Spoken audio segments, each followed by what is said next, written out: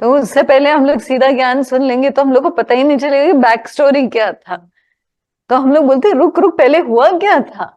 अभी मियाँ बीवी है और बोल रहे पता नहीं इन लोग का डिवोर्स हो रहा है। अरे बाबा, लेकिन शुरू कहाँ हुआ, झगड़ा शुरू कब हुआ, वहां चलते हैं ना। तो वैसे पीछे जाके देखना पड़ता है कि अभी जो चल रहा है वो क्यों चल रहा है। अभी हमारे जिंदगी में भी हम जहां हैं, जिधर भी हैं, हम लोग को लगता है हाँ अभी क्या करेंगे। लेकिन हमको एक बार बैठ के सोचना पड़ेगा, पीछे देख के कि हमने क्या क्या किया था। तो जितना याद आएगा इतना याद, इतना भी बहुत है। क्योंकि बिना कुछ किए कुछ होने वाला नहीं है। तो हम लोग को लगता है पता नहीं, कर्म का फल है, कर्म का ही फल है। लेकिन कोई कई कर्म है जो याद है, कई कर्म है जो भूल बैठे हैं, कई कर्म है जो पिछले जन्म का भी है। तो अब कौन सा वाला अब फल दे रहा है, कौन सा वाला अब फूल दे रहा है, पता नहीं।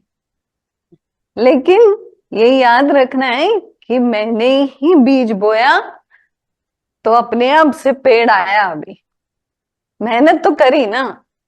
अभी सोचो कोई बच्चा पढ़ाई ही नहीं करेगा तो 10th पास नहीं होगा, 12th पास नहीं होगा, फिर डिग्री नहीं मिलेगी। तो मेहनत तो करना है। तो अब जो भी फल है उसके लिए हम लोग ने कुछ कृत्य तो किया ही था। तो वैसे ही इसमें भी पीछे जाके देखना है कि कर क्या रहे थे, क्यों लड़ाई हो रही है, क्यों युद्ध नहीं रुका, क्यों युद्ध करना जरूरी था। ये सब लास्ट टाइम हम लोग ने स्टोरी देख लिया। अब इस बार क्या होता है, पहले वाले श्लोक में जब धृतराष्ट्र बोल देते हैं कि संजय मेरे को बता कि हो क्या रहा है वहां पे, किसके बीच, मेरे पुत्र के बीच और पांडु पुत्र के बीच।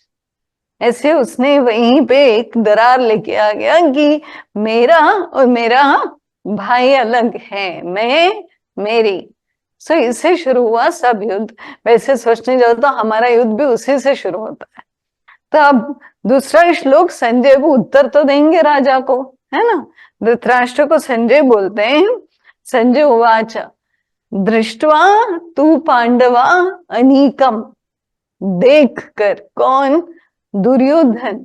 दुर्योधन ने देखा, क्या देखा, पांडवों का अनिकम। अनिकम यानी जो व्यूह की रचना होती है, जो उनका क्या बोलता है, युद्ध मैदान में जो उन लोग व्यूडम बोलते हैं ना, वैसे व्यू का रचना करते हैं अलग अलग से वो। और वो पूरा सेना जो भी बोलते हैं उसको, तो संपूर्ण सेना और व्यू रचना को अनिकम बोलते हैं। तो हम लोग इंग्लिश में आर्मी ट्रूप्स बोलते हैं। तो ये दृष्टवा तू पांडवानीकम व्यूढ़म, ठीक है, व्यूढ़म व्यू। दुर्योधनस्तदा, दुर्योधन ने तुरंत क्या किया, आचार्य उपसंगम्य, तुरंत दौड़ा आचार्य के पास, ठीक है। राजा वचनम अब्रवीत। अभी इसमें कंट्रोवर्सी शुरू हो चुका था श्लोका 1 में। श्लोका 2 में हम लोग और उसमें पॉलिटिक्स लेके आएंगे। राजा कैसे हो गया हो दुर्योधन। अब तक राजा कौन है, धृतराष्ट्र राजा बने ना पांडु के बाद। तो अब कैसे बोल रहे हो, संजय बोल रहे हैं राजा वचनम अब्रवीत, यानी राजा ने यह कहा। अब दुर्योधन कैसे राजा बन गया, वो तो था ही नहीं राजा कभी। लेकिन राजा का कृत्य सब वही कर रहा था ना। धृतराष्ट्र क्या कर रहे थे, वो सिर्फ राजगद्दी पे बैठे थे और सारी जो क्या बोलते हैं, जो कृत्य करवाना है, करना है, डिसीशंस लेने, सब कुछ दुर्योधन द्वारा हो रहा था। तो वो वैसे तो राजा नहीं थे गद्दी पे बैठे हुए, लेकिन सारा जो डिसीशंस लेना था, जो भी व्यवहार, जो भी करना है, सब कुछ दुर्योधन के हिसाब से चल रहा। क्या बोलते हैं दुर्योधन, वो भी तो देखने। अच्छा दौड़ क्यों गए हो, इतना अर्जेंट हो गया उनको, क्या देखा उन्होंने। ये भी तो हम लोग में क्यूरियोसिटी आना चाहिए कि दृष्टवा तू पांडवानी कम व्यूढ़ दुर्योधन तदा आचार्य उपसंगम। देखा और दौड़ के चला गया तुरंत। अभी सब पूरा सेटअप हो चुका है, अब युद्ध लड़ना है। उसके बीच में अपना सब शस्त्र ये वो सब छोड़ के, साइड में घोड़ा, पता नहीं हाथी किस पे बैठा था, रथ, वो सब छोड़ के जल्दी से गुरु के पास गया। तो वैसे हम लोग को लगता है गुरु से आशीर्वाद लेने जाता होगा ना, वैसे होना चाहिए था वैसे, लेकिन अभी देखते हैं उन्होंने किया। वैसे तो इन लोगों ने, पांडवों ने अपने गुरु और भीष्म पितामह का आशीर्वाद ले लिया था युद्ध से पहले। युधिष्ठिर पहले चले गए, फिर सारे भाई चले गए, सबने आशीर्वाद ले ली गुरु की, पितामह की। अब दुर्योधन आशीर्वाद लेने जा रहे हैं कि लड़ने जा रहे हैं कि क्या बोलने जा रहे हैं, तीसरा श्लोक में पता चलेगा। दूसरे में बोल रहे हैं आचार्य उपसंग में राजा वचनम अब्रवीत। क्या राजा यह बोले, क्या बोले, चलो देखते हैं। तीसरा श्लोक, पश्येताम, देखो। अब ऐसे तो हम लोग को बात करना ही नहीं चाहिए गुरु के साथ। अभी सोचो गुरु है, द्रोणाचार्य से बात चालू है ना, उनके जो गुरु है उनके पास चलेंगे। गुरु द्रोणाचार्य ना ही इनके गुरु थे, पांडवों के भी गुरु थे, सब सिखाया पढ़ाया उन्होंने ही था उनको। तो द्रोणाचार्य के पास चले गए और खड़े हो गए वहां, आशीर्वाद तो लिया नहीं, न पैर छुए। पश्येताम, देखो। ये ऐसा तो हम लोग को बात करना ही नहीं चाहिए गुरु के सामने, लेकिन ये तो दुर्योधन है, ये तो कुछ भी कर सकता है। पश्येताम पांडुपुत्राणाम, देखो पांडुपुत्रों। अब ऐसा थोड़ी बोल सकते हैं, एक तो देखो बोला वही गलत, देखिए तो है नहीं, पश्य, देखो। क्या देखना है? पांडु पुत्र को। अरे पांडु उसके चाचा है, किसने हक दिया कि पांडु पुत्र बोले? तो इधर आदर खत्म। ये जो दूसरा श्लोक है खाली, इसमें ही समझ जाना है कि कौन किसका, किसकी क्या मनोस्थिति है। देखो जैसे आज दीदी ने भी जो समझाया, सब कुछ मन स्थिति पे बहुत फर्क पड़ता है। जैसे समझा रहे थे अष्टावक्र के लिए, एक वो रमण महर्षि जो थे, भगवान भी बोलते हैं उनको, भगवान रमण महर्षि, उनका योग वशिष्ठ में एक छोटा सा दृष्टांत है। उसमें ये बोलते हैं कि एक तो चिदाकाश है, एक चित्ताकाश है, ठीक है? तो हम लोग को सब समझना है एक एक करके, चिदाकाश क्या है, चित्ताकाश क्या है, भूताकाश क्या है। ऐसे तीन। एक तो क्या है, ये जो हमारा जो चेतना है उसको आकाश से उन्होंने कंपेयर किया है, ठीक है? जैसे आकाश होता है वैसे, जैसे दीदी ने बोला बादल आते हैं लेकिन बरसात भी आती है, लेकिन तूफान वहां नहीं आता। आकाश में कुछ चेंजेस नहीं आते, जो चेंजेस दिखाई देते हैं सब सब इधर भूमि पर होता है ना, धरती पर। तो वैसे ही चिदाकाश, चित्ताकाश, भूताकाश, ठीक है? चिदाकाश यानी वो शुद्ध प्योर कॉन्शियसनेस जो बोलते हैं, शुद्ध चेतना, चैतन्य, ठीक है? चित्ताकाश यानी मन चेतना, ठीक है? सब एक के बाद एक ऐसा समझे, मन आकाश भी बोलते हैं उसको। फिर उसके बाद तीसरा जो है भूत आकाश, यानी जो पंचभूतों का ये जो भी बना है, जो दिख रहा है, वो भूत आकाश। अभी सेम दृष्टांत, जैसे मन ने, ये नहीं, जो चित्त आकाश है उसने भूत आकाश की तरफ मुख मोड़ लिया तो संसार में अटक गया, ठीक है? अब यही जो है चित्त आकाश, जैसे मोड़ना बोला, उसने मोड़ लिया खुद को और चिदाकाश की तरफ मुड़ गया, तो परमात्मा की तरफ मुड़ गया, तो वो शुद्ध हो गया, मुक्त हो गया। तो किस तरफ मुड़े हुए हैं? अपने जो चित्त आकाश है किस तरफ मुड़ा हुआ है, ये सोचना है।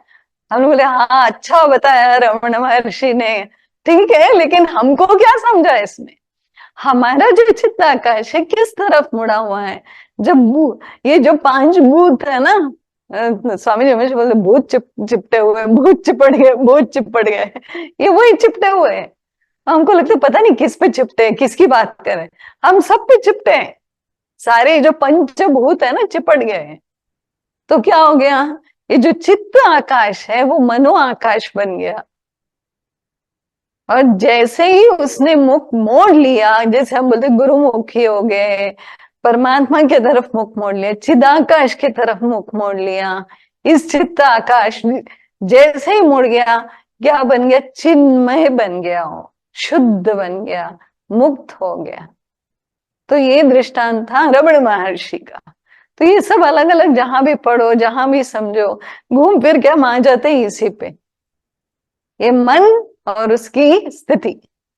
अब परिस्थिति क्या है? भूल मत जाओ, अभी हम लोग युद्ध के मैदान पे हैं। कौन सा युद्ध का मैदान? कुरुक्षेत्र।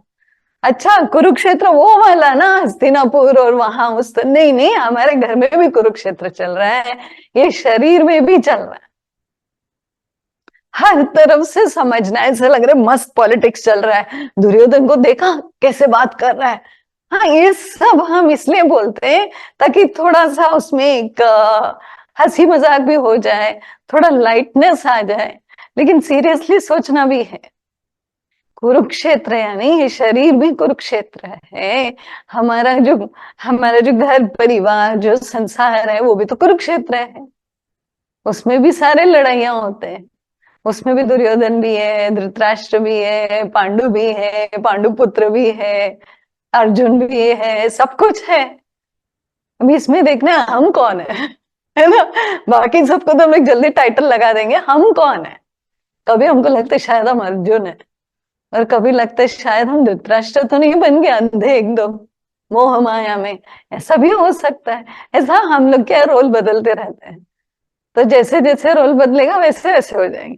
अब देखो, एक गया, खड़े हो गया आचार्य के सामने उपसंग में जाके क्या बोले? पश्यताम, देखो देखो पांडु पुत्रों को, चाचा वाचा कुछ नहीं, जी भी नहीं, कुछ नहीं, कुछ रेस्पेक्ट ही नहीं, सीधा पांडु।